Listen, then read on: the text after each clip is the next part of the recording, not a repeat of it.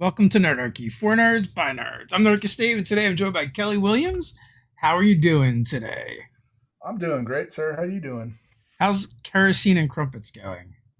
It's going pretty good. We got about 32 episodes out right now. We've got Christmas specials, Halloween specials.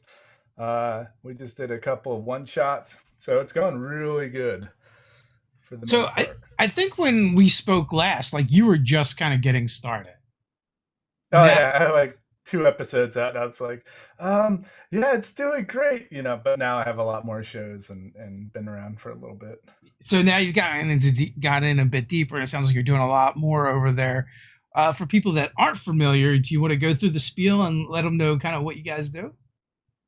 Well, so Crumpets and Kerosene is an actual play fifth edition game, but it's a homebrew and it's about as homebrew as you can get. It's got video game tech, it's got modern times, it uses riffs, GURPS, D&D. I pretty much take everything that I can possibly throw into the world, and there's guns, there's cars. One of the players just found out that his full plate armor can seal itself and then turn the water inside of it into oxygen, and so he's super excited about that. And it's a wild bunch of you know, game mashing that I've done. So what would you consider that setting? Is that science fiction, science fantasy? I would say science fantasy, and I sprinkle a little bit of everything on there. So like they're in Zone Two now. Zone Two is all D&D, and from the Forgotten Realms, I really enjoyed the Flight of Dragons, and so I've adopted the Flight of Dragons in Zone Two. So there's dragons everywhere, randomly just fighting. And so Zone One was more of like a Borderlands, wasteland kind of world, and now it's more of a D&D style. So are you using D&D core rules or using something else? No, I use the core rules from fifth edition. When someone dies, instead of making a new character, I've implemented a respawn station. So like they go in, they save themselves. My sister-in-law does the voice of the repo station. It's a different setup every time. And then they once they save there, if they die in between save points, I just give them back their character sheet that they saved originally, and they lose everything else. And then I've implemented the Call of Cthulhu insanity. So every time they die, they'll take a D dice of whatever, and they'll start at 100% sane and progressively go down. So eventually they'll be feral and released into the world. So what is the metaphor for them respawning? Like, are they playing characters in a video game? Yeah, so it's kind of like a little bit of Ready Player One. Like they get the headset, and then they put it on, and then they get sucked into the game. It was like a new version of of an existing game that's been around for a long time, and they got these new like first time user. You've won a chance to test play, and then what happens is that the helmets they can't take off, and then they slowly start dying on the outside because no one's feeding them, they're not drinking, and they can't take the headset off, and then they're like waking up randomly out in the real world, and they're in like a hospital or something. And That's so dark. yeah, it's super dark. And episode two, one of the characters died, and so his character in real life died, and so I got a friend. She played his boss, and I faded out her voice as she like found him like bleeding to death on the ground, and she's like, "No," and he's like, "Am I watching my body from a distance? Does this mean I'm actually dead?" I'm like, "Yeah, your person's dead. Now you're just trapped in the game." So in doing that, it gives the players a little bit more freedom to basically not have to worry about the constraint of like, I just spent 5 hours making the character. If I die, they're not going to take those chances as they do now. They do all kinds of crazy stuff because they're like, I'll just respawn, whatever. Unless their player dies in the real world. Yeah, a lot of them are like, yeah, we're not going back. This is too cool to get out of there. I don't think I've had one player say, I just want to disconnect. I just want to be in the real world. They're just like, whatever. And one of the characters, we had the deck of many things for Halloween, and so I implemented some of the downsides from the deck of many things in the real world. So like he's on the run because like all of his money's gone. He drew the card where he loses all possessions and everything, and so and then he got charged with like counterfeiting and stealing from the government. So he's being chased down right now, and the people Oh, have so been you had the pushing the. negative effects not affect the character, but the character's player in the real world. Yeah, yeah. So because they still play both because they have their cell phones, and they get calls from the real world, and what I do, I use a lot of voice actors for the NPCs. I don't like doing all the NPCs, so I'll do the we'll record the game, and then in post I'll send a script out to someone. They'll read the lines and I'll recut them back in as if they were there at the game recording with us. Oh yeah, yeah, that's pretty cool. I remember you talking about that before. And that's got to be a lot of work. How long does it take you to edit and get an episode out with doing that? Well, it takes about 14 hours when I really put I put a lot of sound effects in now. My biggest one to date is 162 sound effects that I've put in, plus ambient music and doors opening and closing. And then for our Christmas special, episode 25, they fought Krampus. And so I had a voice actor, and he did it in his car, and it sounded so crazy.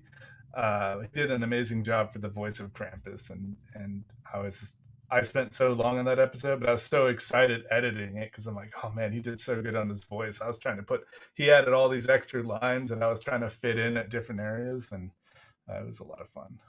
Do you find your players now go back and will listen to the actual play podcast because Yeah, it's kind of yeah. been like their game has been remastered? Right, right. So, they do because they're like, "Hey, when are you going to release it? I want to hear what happens," because they want to hear like the gunshots. Like there was a gunfight that I had ricocheted sounds, and it was a huge one. And the main person that was doing all the gunfighting was super excited about hearing for the episode because he wanted to hear how his character was just massacring everything around him. So yeah, that's one way to get your players to actually listen to all the hard work you do as an editor. Yeah. You do so much work in post, and they're like, well, now it's like a movie. I want to go back and listen to it.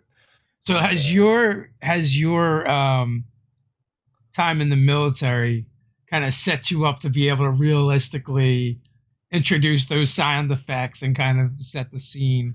yeah, I use a lot of my knowledge of like how bullets, like their ranges and how they would actually affect, like a shotgun or a pistol or a rifle. And so I find all the appropriate sounds and the ricochets and the whizzing by the head and stuff like that. I use a lot of tactical. I did one episode where I play the enemy is shooting mortars at them. So I did a whole bit where I had five voices as the bad guy shooting mortars at them from a distance, and so I added that clip in there. So like no one had any idea that the enemy actually had some lines within the episode and how they're shooting the mortars. And so I did a back and forth between the bad guys and the crew, and they really liked that one. That was fun. That was a lot of work, but I enjoyed that too. But you guys, you're not just doing actual plays and gameplays, right? Yeah, no, so at the beginning, I got really caught up with it being a podcast, and then so everybody's like, "Can we just play?"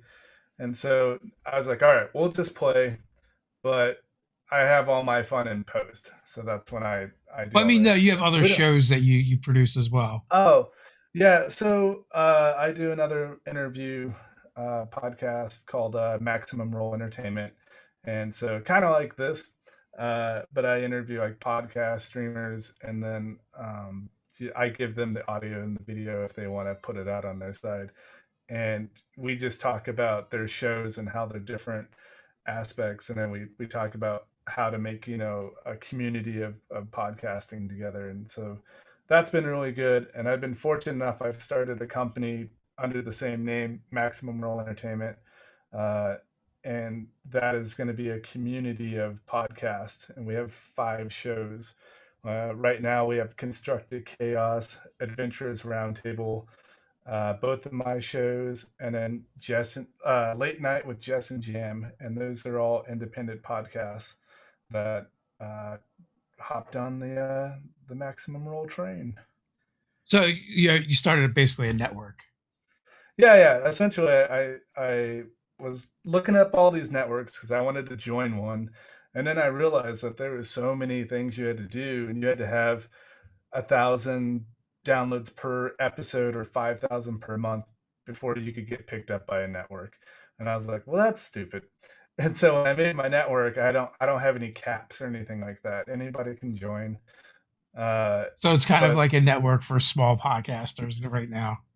yeah, and I use Simplecast. The only downside when you have a corporate uh, platform is that you have to pay $50 each podcast on the network, and so that's where the hang up is. That there is a fee for every show, and including my own. I pay for both of my shows to be on there, and what it does is, for people that don't know much about how the podcast world works, is that to get advertisements you have to have 1,000 downloads per episode or 5,000 per month, or it's changed since COVID. It's now 5,000 and almost 10,000 before good advertisements will start, seeking you out or be like, oh yeah, you can promote our stuff. And so as a network, I can go to a dice company or something and say, hey, I have XYZ amount of shows.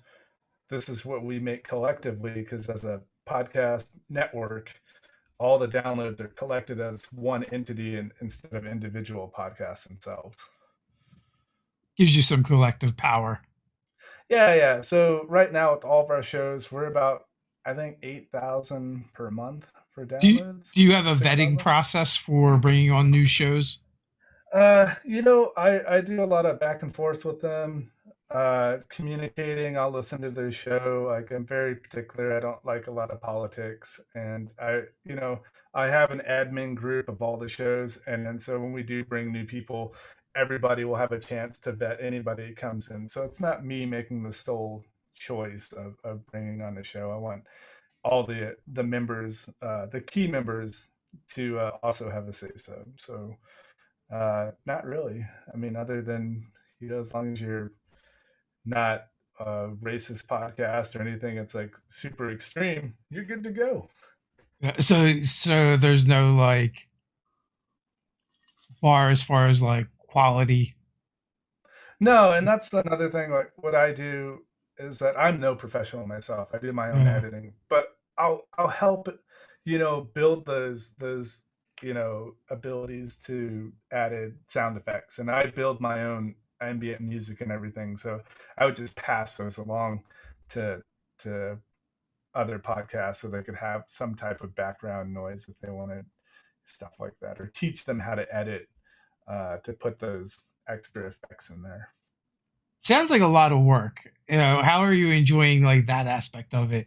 Because I feel like, as gamers, we're like, hey, let's do this thing around gaming. And then what you quickly begin to realize is how much time all that stuff takes up and takes away from actual gaming.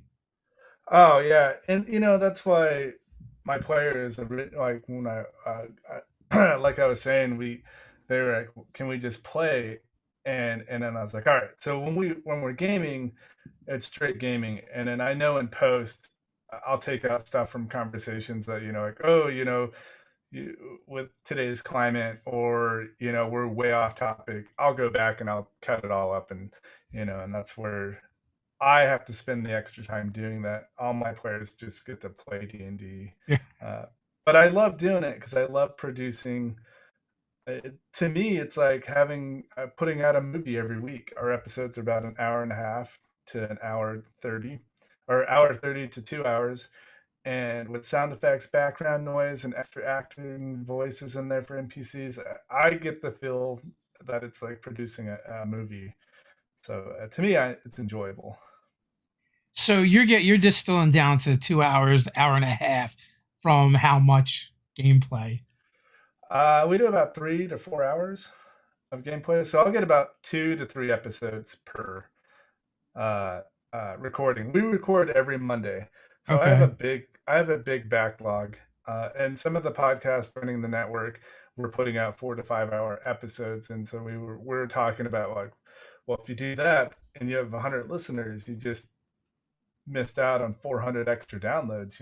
If you spread it out, and then a lot of people can't listen to a 4 hour, podcast because they're only listening to it on their downtime, so they'll forget like what the plot or what's happening. So Yeah.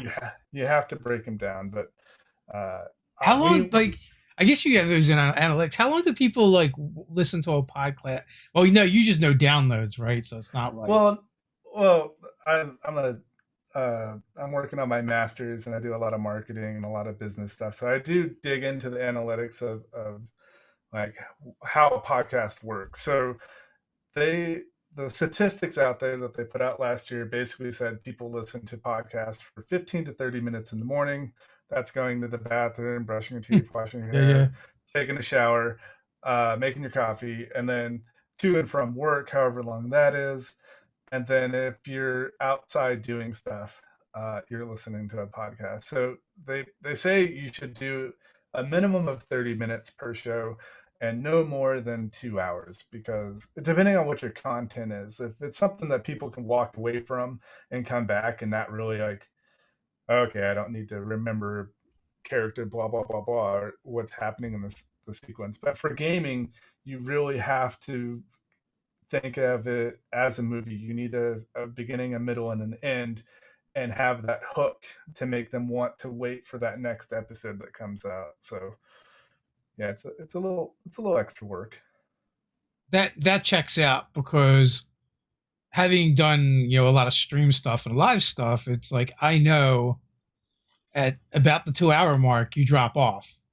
Like, Yeah. so doing anything and planning anything that's more than 2 hours is really a waste of your time, or you're going to get diminishing returns. So that means that 2 hours is basically the sweet spot. Yeah, and for streaming, and I don't dive in that world because I live in Germany, my tiny village. I don't get very good internet, so I don't want to. I have a Twitch stream for my company and for Crumpets and Kerosene and YouTube, but to put out the quality that I want to put out, I can't like see myself doing that because it'll just be choppy, messy, and no one will want to watch it. I did save I still have all the videos from everything we've recorded. So one day I'll load them out there, and I'll have episode 1 to current. Are your posted. are your games recorded over the internet, or do you guys play live? We're over the internet. We go on Zoom. So I have another player. She's here in Germany with me. Her husband's in the military. I have one player in Norway, and then I have one in Canada, and then every time zone in the States, from the East Coast to the West Coast. So I've only actually met 2 of them in person, the one here in Germany, and then my friend that I got playing 20 years ago. So those are the only 2 I've actually been handshake face to face with. Where did you recruit your players from? Well, so I went on a Borderlands 3 Facebook group, and I was like, man, I would really want to put a 5th edition Borderlands game together, and I put that out there, and I woke up to I felt like I was famous. I had so many messages, a couple hundred. It was almost 8 or 9 by the time, like the following day, of people, and so it took me a while to weed through them, and I found 3 people on there that would be consistent, and I'm like, hey, this will be recorded. It's a podcast. Yeah, I had to really vet through like who I was going to get on the show, and Sounds a bit daunting, actually. yeah, well, again, I just retired out of the army. Well, 3 years ago, I got out of the army, and now I'm just a full-time student, and so I have the time to edit or do this business. So pretty much, as I'm working on my master's, I'm just editing at the same time. I probably wouldn't be able to do this if I had a full-time job. It would be significantly more difficult. Going to school and a full-time job, forget about it. Yeah. I'd still do a podcast. So right now, you personally are doing 2 shows. Do you have plans for more shows, or are you maxed out? No, I want to do a Palladium game. I want to get some riffs going. I'm talking to some of my old. I've been playing D&D for 31 years, and so some of my original players from the 90s that I was in high school with, we're gonna get together and do a second edition's Legends campaign with the characters that we made to level 30 Uh, over the years, and I'm gonna put together a campaign that will run, and we'll either play as like their characters kids, or they'll get sucked into the modules from second and first edition and nerfed down, so they have to try to navigate those dungeons and stuff as their characters. but you're gonna use riffs as as the system. Well, now that'll be a completely different game. I'll have an Okay. actual Rifts game. So I want to do two more shows. I just need to, uh, I have to find another editor. I do all the editing for everything. So right now, I don't want to like throw two more shows on there. My wife would kill me. Yeah, it is a lot. It is. There's there's definitely some people that I can recommend that do that. Oh, right on. But Yeah, no, it's I don't know if you're gonna find people to do it to the level that you're doing it. Like well, like I know some people are doing it. Like I know um Gnome, he does a lot of editing, and like I know he adds in the dice rolls and stuff like that. But like what you're talking about is even more than that. So oh, we did a game show one shot for two of my players' birthdays. That was the last episode I put out. It's a bonus one, and it was called Dueling Dragons, and it was a Family Feud style. And I actually got all the podcasts that I could that I interviewed and everything to send me questions, and then I put a couple Facebook groups. So I got a ton of questions, and that might actually become a monthly thing because I got so many different questions. And Ted sent one from you guys, and that's in there. And it was it was a lot of fun, but I had the buzzer and yeah. like music for when they walk from side to side, and I had a lot of fun making it. Oh man, you got to have like the people from the teams like calling out like the dumb answers and and Yeah, well, also like I always love it when someone will say a really stupid answer and the team's like good answer, good answer. yeah. One of the characters he's a new player of mine, and he's a professional DM, and he DMs for like families and stuff. So dungeoneering with Jason, which is pretty cool. And then our dice maker is on there, so they did character voices, and so those two were awesome. The questions I did not alter, and I got questions from all over the world, so Yeah. some of them weren't really, you know, correct sentences. So, but I did it anyway. I didn't want to alter anybody's stuff, and so there Oh was a lot yeah. of Well, I definitely understand that. Like, especially when you're getting things from through Messenger and stuff, and some of the contents, yeah. like some of the comments we get too. Sometimes it's like I need a decoder ring. Yeah, but I mean, I had fun doing it, and a lot of the questions that were asked, like the players, are like, "Is that who would have that fight at first level? That doesn't make any sense." I'm like, "Just go with it," And after they answered the questions, I'd put the answers in the messenger chat, and then they'd be like, "Oh, well, that doesn't make sense." But I was like, "Just go with it," These people took time to give us questions. I don't want you to sit there and bag on them. So I'm like, edited a whole bunch of stuff out as I'm doing it. And I mean, it happens.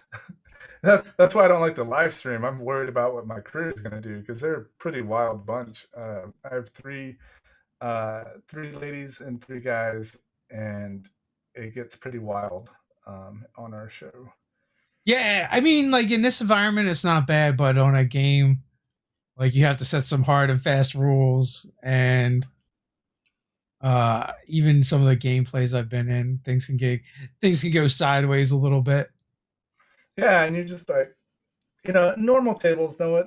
Again, D&D is one of those things. Everybody's together. They're not there trying to be mean or rude or say things wrong or whatever. Everybody's just having fun. But when you start recording, you have to think about like the audience that you're recording for, or just Yeah, everything lives on the internet forever. oh, I did so I released well, we released on YouTube, but we don't get very many views for Crumpets and Kerosene.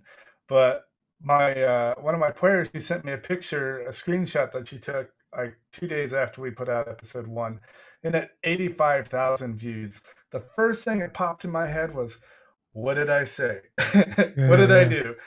And then I looked at it and it was there, but then it corrected and it was only 4. But I was like, oh, thank God.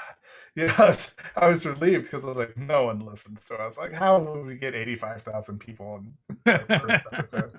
The only thing I was thinking is like, did I not edit something? Did someone say something? Did I mess up? Did I just make a Did I just get wrong? canceled? Yeah, like, what's happening? So, that's the one downside about, recording and putting content out there is that now you have to think about the people around your table watching you play. We used to put up a lot of recorded games, and it was just our D&D group. So in hindsight, I don't think it's definitely not a good way to do it. Unless your group, like collectively, your group is like, hey, I want to do this thing. That's not what we did at all. We're like, hey, we're doing Nerdarchy, so we want to put our games online. We're going to record this. And then we kind of like subjected our groups to it. Yeah.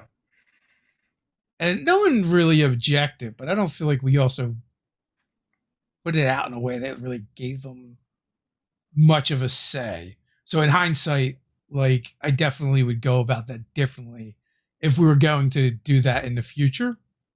Yeah. But I mean, this is really early. Like this is a year before Critical Role that we started doing it, and we've learned some things since then, right? And one of the reasons we stopped is one is like it didn't seem kind of fair to subject our home groups to this stuff. Two, like when we did do it, it's like okay, on certain episodes we'd have to go and say figure out was there anything that needed to be pulled out of that episode because somebody's made an off-color comment Yeah. that maybe we don't want out on the internet, and we just ended up not doing it anymore for those reasons, and as well as like people are doing it so well and we were so mediocre. so like we're like, you know what, let's focus other places and just enjoy our home. Yeah, I do think that if you're to record and put it out there to the world, that you kind of have to plan a little bit, not like how your game is going, but just how everybody acts. And then you kind of lose some of your table, like they have to sit there and think about what they're doing and not really just have fun and go off on it. And so yeah, it is kind of one of those hard things to figure out because you want to put out more content and have like more cool things, and I'm sure people would love to be a part of Nerdarchy tables and see that. But then again, with the amount of editing that it would have to go into it, like someone would have to be a dedicated editor, depending on how wild the table gets, like that could be a full week's process. Yeah. Well, so now we put up things and we do them live, and we start with the tension that this is for a stream. If you're not into a stream, then this isn't for you. And we pick and choose our cast to figure out the right mix. I mean, right now the only things we're really streaming are games that are basically Nerdarchy staff. We have a couple staff writers, our content director, and then me and Ted that do those. But going forward, that's definitely a thing that we have to look at and take into consideration. To put out decent shows and things that we're proud of, and also be in line with the D&D community. Yeah, and it's a good Patreon thing. Like I want to do a bunch of one-shot stuff, but if I ever get around to making a Patreon, that all that stuff will be on there. Because I'm like, I'll put out anything on both my podcasts. I'm like, wait, why don't you save some of this and do like a Patreon and make a little money off of it? I'm like, but the episode's so good, I want everybody to hear it. Yeah. I mean, we did a Thanksgiving one shot where everybody played a turkey, and I think everybody's had a blast because it wasn't their actual character, and they're just trying to escape the farm. And I read a lot of history into my game, so I use the farm was actually the farm where the turkeys that get pardoned they go to this farm, and so I do a lot of history stuff. So the whole point, these turkeys are supposed to get to the end to get pardoned by the president Yeah. and, and survive. And they're like, put that on the Patreon. I'm like, I don't have a Patreon. Make a Patreon and put it on there. I'm like, no, I want everybody to hear this one. It's awesome. Again, I want to get, D&D content out there. Uh, I would post every other day if I could edit it. I mean, you don't have to edit, and you could just put out all your stuff and just have it out there. But I like to, I want to give, if I have an audience, I want to give them something more than, a bunch of people sitting around the table. I want to give them the sound effects and, you know, the, the stuff that like you would want to listen to if you're watching a TV show. Yeah. The one of the benefits of the live stuff is the fact that you don't end up doing that kind of stuff. Yeah. And so it just kind of is what it is. We did do like a season of Marvel Phase Rip where we did have someone that was like working things behind the scenes. They would throw up different images and sound effects and stuff while we were playing. But even that's hard, and you need someone that's like really fast on their feet. Yeah, so I've watched a few streams. Some of the podcasts that joined my network, they're Twitch streamers, so I go and watch their show, and it's got maps and colorful, and everybody's in little boxes, and there's guys. I'm like, man, that looks amazing. I don't use Roll20 or anything like that.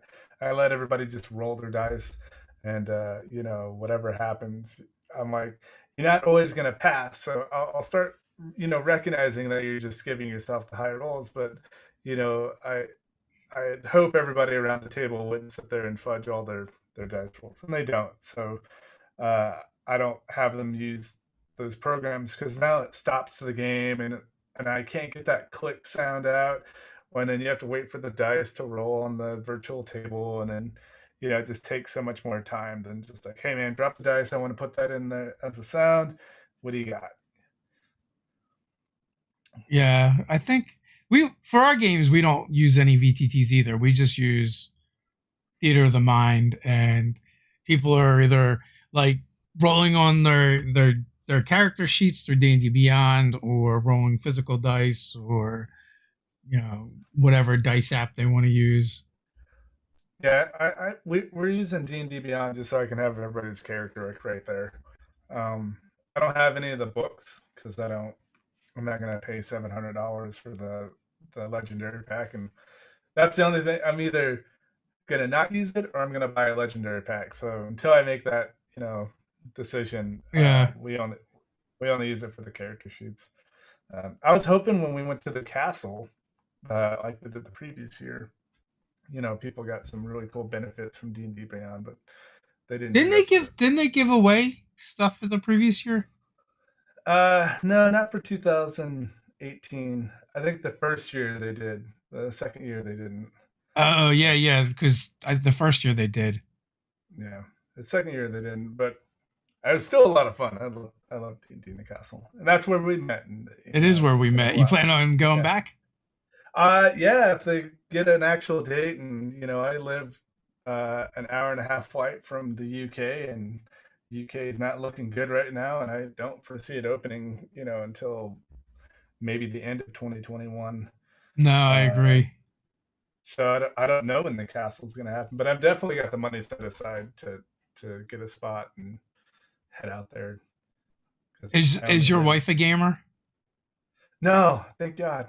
No, no, thank God.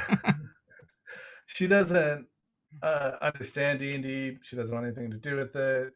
She's an educator, and the only game she's ever played was like Jeopardy on the regular Nintendo back in the day, and that was it. Yeah. She's nerd adjacent. Right. Well, she does do a voice on the show for Crumpets and Kerosene. So one of our players, he's a football player, and so to go in Rage, he has to read a rejection letter from the real world because he's a high school dropout, never got accepted for football player. That's his backstory. So before he goes in Rage, he opens a letter from some college. We come up with a random actual college, and then my wife will read a really snarky rejection letter, and then he goes into Rage. So that's her commitment to D&D for us. Nice. She plays the voice of the admin. But yeah, I mean, for letting me start a business and doing all these podcasts, and it's not cheap editing. I think I've spent $1,800 on software and editing tools and stuff like that. Plus like microphones and monitors and all that other. She supported me through all that and let me start a business around D&D. So uh, I think she's a nerd inside. She just doesn't want to tell me. Uh, well, someday maybe she'll get in touch with her internet. Yeah, my wife started gaming, but only recently, within the last couple of years, and we've been together a long time at this point. Since Broke her down, huh? I never really tried, to be honest with you. Like, and I like if you, I'm like, we do this thing, you can do it if you want to.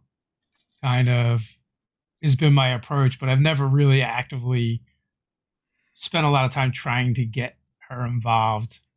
And I know a lot of gamers do, and I don't think there's actually really a good way to get anybody involved in anything. They'll either want to do it or they won't. So it's kind of like I feel like if they're interested, they'll let you know.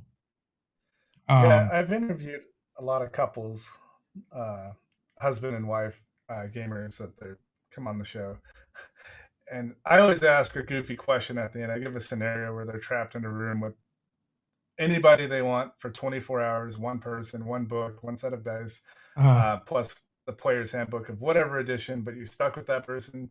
And a lot of the couples are like, oh, I would have my husband. And like one of them, he's like, I would have my wife. And then she's like, I would have Nicolas Cage from Treasure, the movie. I was like, all right, cool. And then he's just like, what?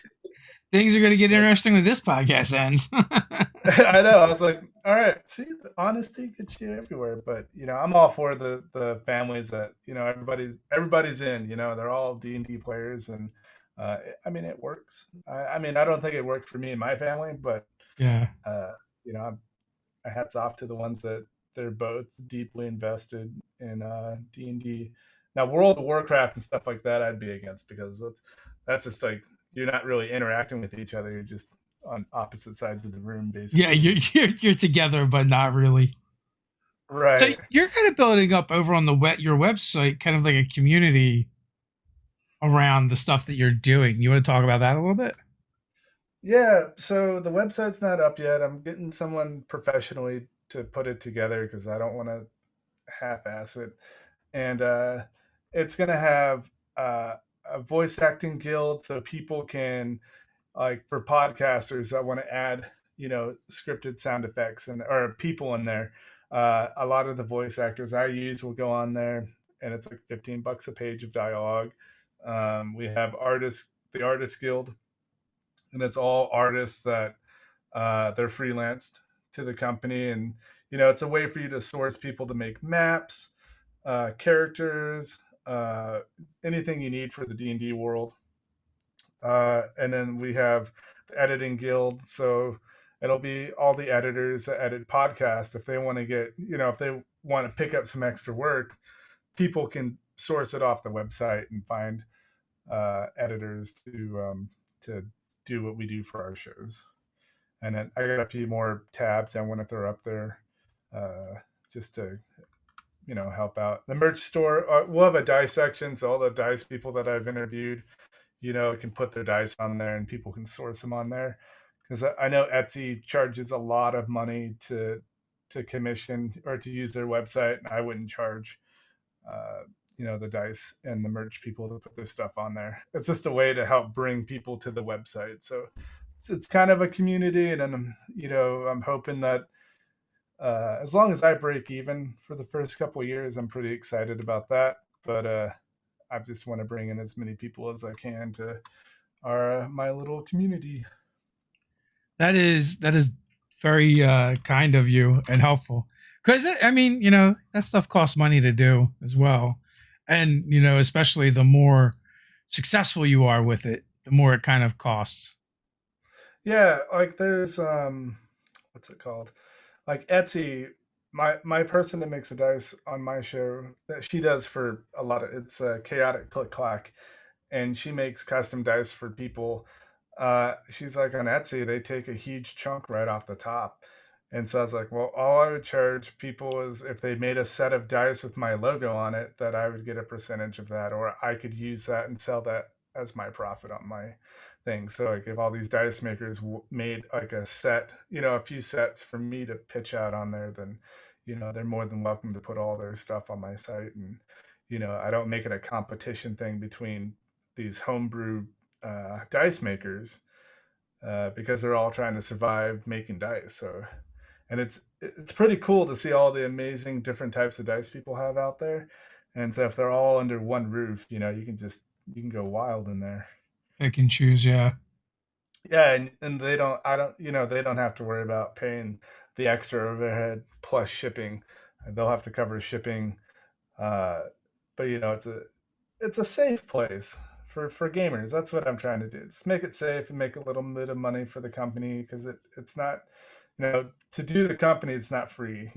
There's monthly expenses and stuff. So whatever I can do to help the community, and maybe get a little bit off on like having like a set of dice for myself or my company line on there, and they can put however many sets they want. I want to be able to go on my site and just have hundreds of sets of dice to flow through by all bunch of groups of people, and then and maybe they'll make them cheaper because now they're not going to be undercut 40%. I don't envy you in trying to implement all of that. As someone who has a website, and we've, had different struggles throughout the years, and it's always like, something updates and you're like scared to update it because Yeah. like, you're like, what is this going to break? Yeah, and I used domain.com, and I got a network domain, so I could actually run the podcast network on my website. I don't know how to do that, and so I'm going through an actual company that I can get the analytics and all that stuff for, and they handle all those extra things. So my website won't have it'll have people's videos, but it shouldn't crash it because the videos are linked from Simplecast to the website.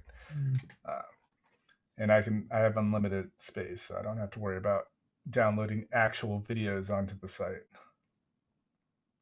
Like, I mean, that's why I guess like a lot of sites use YouTube, because it's a lot, YouTube covers the bandwidth and you're not covering the bandwidth. Right. Yeah. Simplecast covers the bandwidth on that side, and then my website I have unlimited bandwidth. So I just don't want to crash the website, so I'll stick with the Simplecast, because then in the podcast world, it's all about the download. So like when you listen to a podcast, if you don't actually download it, the podcast doesn't get the credit for you listening to the episode unless you download it. You can download it and delete it and be done with it, and then they'll get credit. But if you just click on without actually downloading it, then they don't get any credit for it. If you just stream it from their site. Yeah, if you just stream it from like Apple or wherever you listen to your podcast, if you don't actually physically download it to your device, then the podcast itself, it won't show up that they've been listened. That's weird. Yeah, I didn't realize that until I started looking at the analytics, because I've had like a lot of people like, I just downloaded your stuff, and you're like, oh yeah, and I'll go and look, and it'll be like, oh, no one's downloaded it in 5 hours. I'm like, you sure? And like, I'm listening. So it doesn't give the analytics for actual playbacks. Right. And so that's what sponsors look at. They want to see that download numbers. They want to see those big numbers. That's kind of weird that it doesn't give the playbacks. I mean, clearly that's trackable. Yeah, but that's those little things that people don't really realize. So now when I listen to a podcast, I have so many, because I interview so many podcasts, that I download their stuff and listen to it before I interview them. I'll look at it, and I'll actually download the episode, and they're like, oh, you actually downloaded it? I'm like, oh yeah, you tell your people to actually download it, because they're like, I don't have very many people. A lot of people listen, but I'm not seeing it. And I'm like, they're probably just streaming it from their device. And, it seems like a bit of a bug. Yeah, I don't know why. And again, that's what all the sponsors, they want to see those. They want to see that 10,000 per month analytics. They want to see those numbers, and They want to see the heat map where all your people are. And so when I look at mine, because I'm an international podcast, I'm in every country. There's yellow and orange in every country, every continent. Sorry, that's around us. So I even got people in Russia, people in Africa, South America, Central Asia, China, like all over. Penguins in Antarctica. Yeah, I'm waiting for a dot. There's some people up there. I know they're nerds up there. They've got to be listening to it. Um, but yeah, and so that streaming, how does that like? Is it done by views? Is that how So the? on YouTube, like it'll show views, like everybody can see your views, obviously. And then you get like actual watch time in your analytics. The analytics for YouTube is really good. I haven't really looked at Twitch analytics very much though. Twitch is pretty new. I've heard a lot about it, and I'm just nervous with my low internet to jump on there and to do it. Like my wife can't watch TV. We can only use Netflix because we don't know German. So she's just sitting downstairs reading a book because I'm like, I need all the bandwidth, and Give me more power. I was like, get off the network, get your phone off there, turn off all the extra TVs and all the things that draw from the router and the modem, and I need it all. And Yeah. that's how every time I game, that's how it is. So when I get back to the States, I'm dropping the money on the good internet. I don't know. I heard one of the big providers right now is capping data. Yeah, I would imagine. Which I don't know. I don't use that one, so I don't know. Last time I was in Best Buy, which is probably, it's been a long time, 2020. Yeah.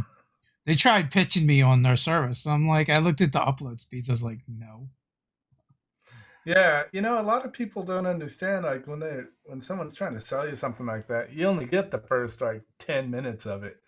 You might get that 200 megs, but it's going to die down pretty quick. Yeah, the internet provider I've got has been pretty good. Like whenever I test it, and it doesn't seem to matter what I use to test it. It's been pretty accurate. Yeah.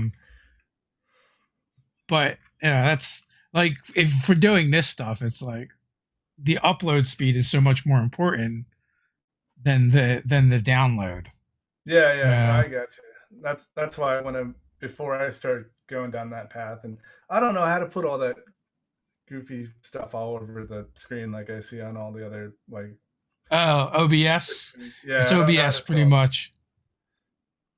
Yeah. And yeah, it's a learning curve like everything. Like when we used to do these, we didn't do anything extra, right? It was just like we just we'd either use Zoom and just cast that right to the different places. Before that, would use Google Hangouts, and it was just real easy to do. Yeah. But now you have to use an encoder, so we've had to learn to use OBS, and we started using overlays, and it's stuff you pick up as you kind of go along. So I just speed tested my internet right now, and my upload or my download is 188, and my upload is 270. So I don't know if I like live near a node or something, but it's always super fast.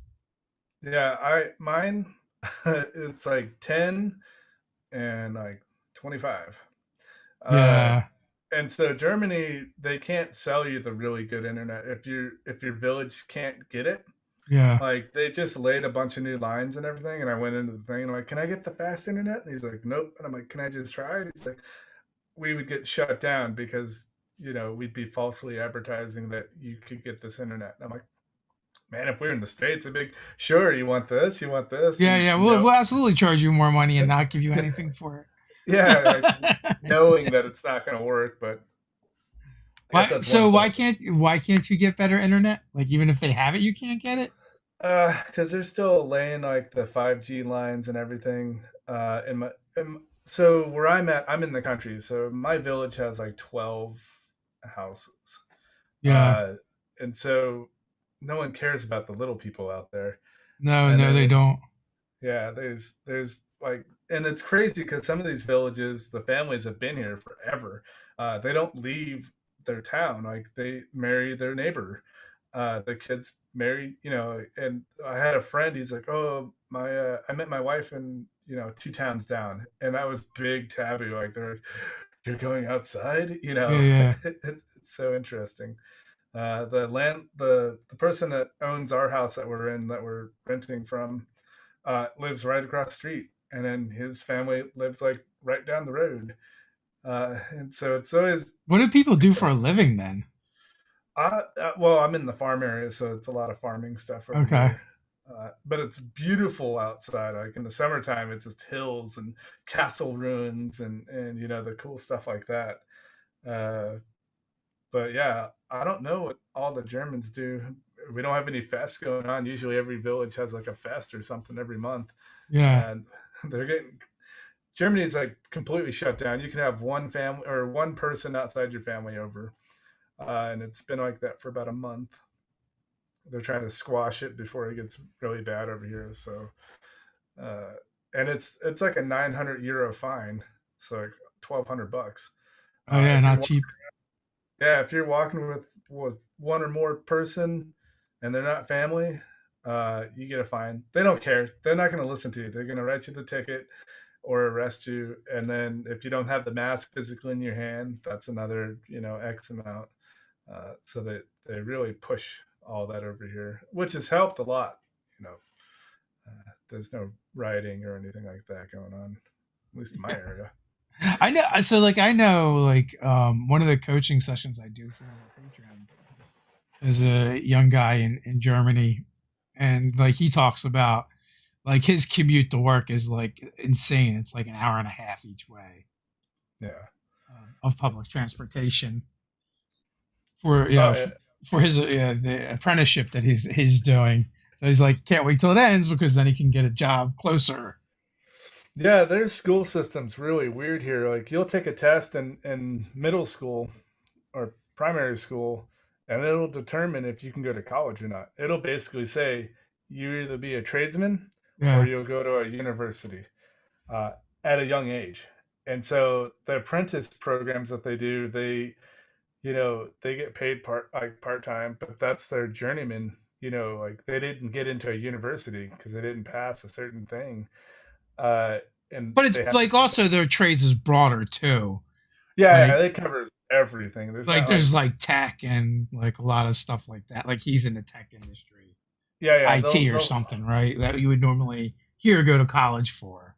yeah, it's like an ASVAB test basically, and they basically will find out what you're really good at, and then they'll shove you in that direction. Yeah. Uh, and then so usually all the university folks like know English and multiple languages and stuff, and they're the doctors or lawyers, and but I have a lot of friends that are just tradesmen, and they love it. They're like, "Oh, I work at the brewery, been doing it my whole life." I'm like, "Right on, man."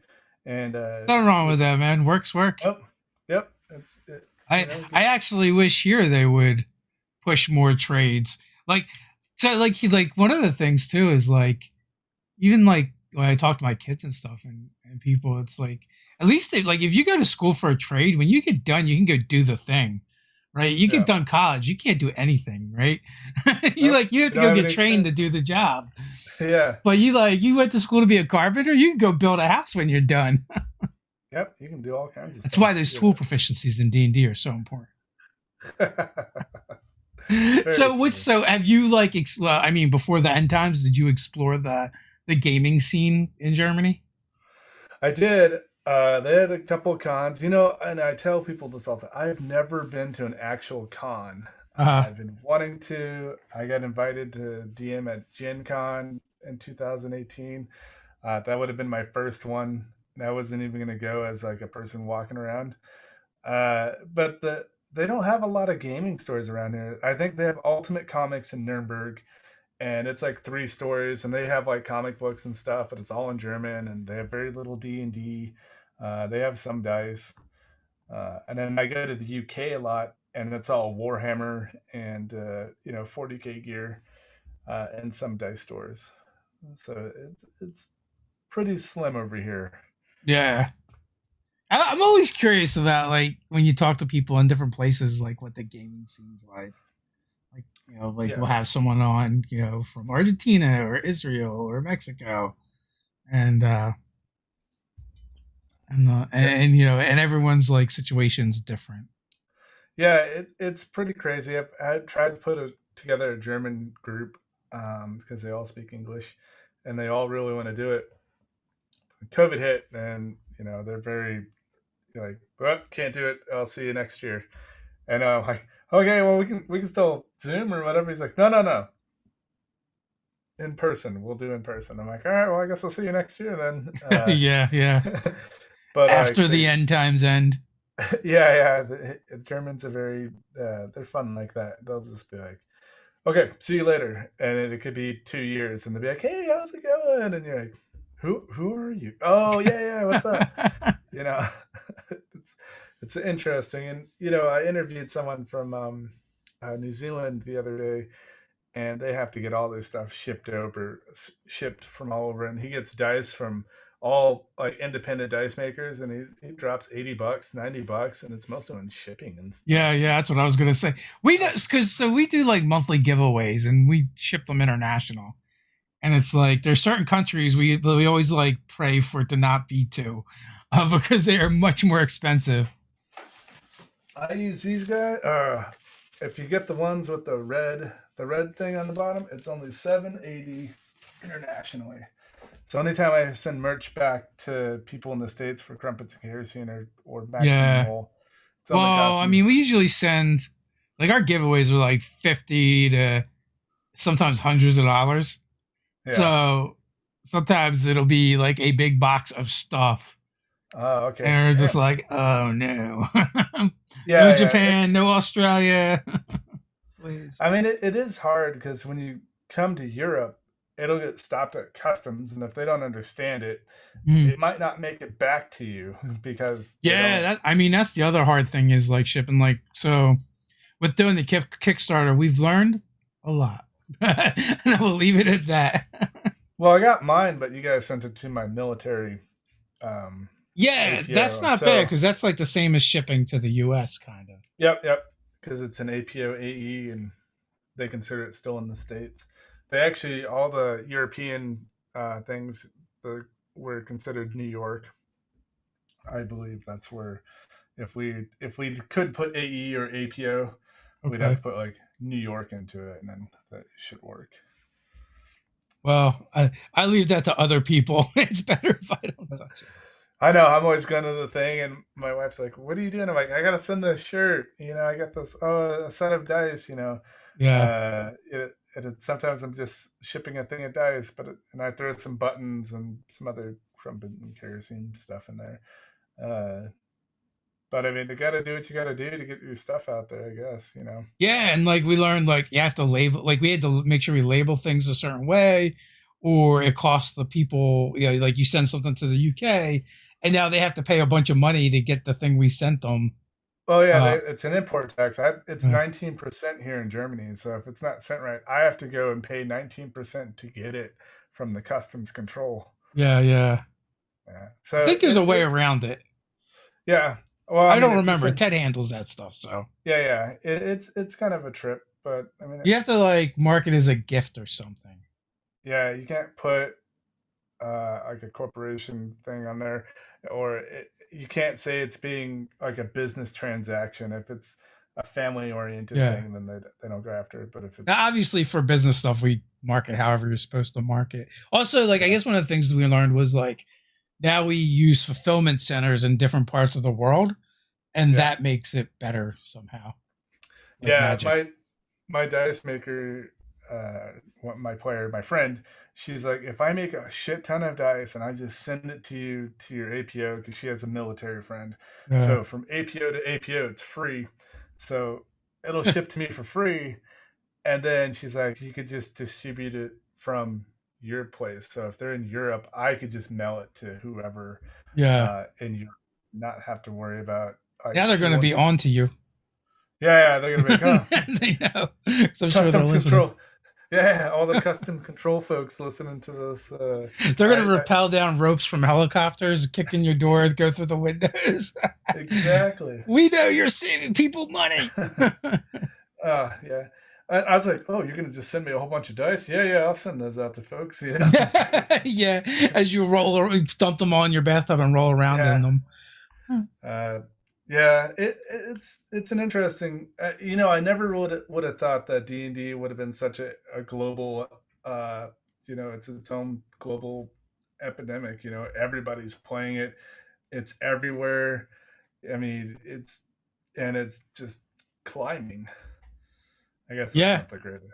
I think I just saw something yesterday, and it was like D&D was up like 33 or 35% in 2020 from the year before. So it's like we keep climbing the peak, and we're waiting for it to bust. It's going to be its own industry soon. I'm actually writing a paper on Hasbro's game right now, which bought Wizards of the Coast, and so I'm getting a lot of actual analytics from that stuff. I secretly did that just so I can get the Wizards of the Coast info. Oh, nice. We had Peter Atkinson on last week. Nice. He was kind of fascinating talking about it because he's the one that bought TSR, bought Gen Con, sold Wizards of the Coast to Hasbro. Yeah. So like he's got kind of an interesting story. That's pretty cool. If I was gonna write about Wizards of the Coast, but they don't have enough business analytics for me they didn't have too many SK10s for me to track down because they are publicly traded, but I had to go for a bigger company. But I was going to go for Wizards of the Coast. So that would have been really cool if I could get a hold of him. But yeah, to kind of dive and delve through the numbers. So we are just past the hour mark. Final thoughts before we head out? No, just thanks for having me on. It's been a pleasure. Round 2, even round 1, and it's just nice, communicating with you guys. I talked to Ted quite a lot. I'm sure he's annoyed. He was on my show.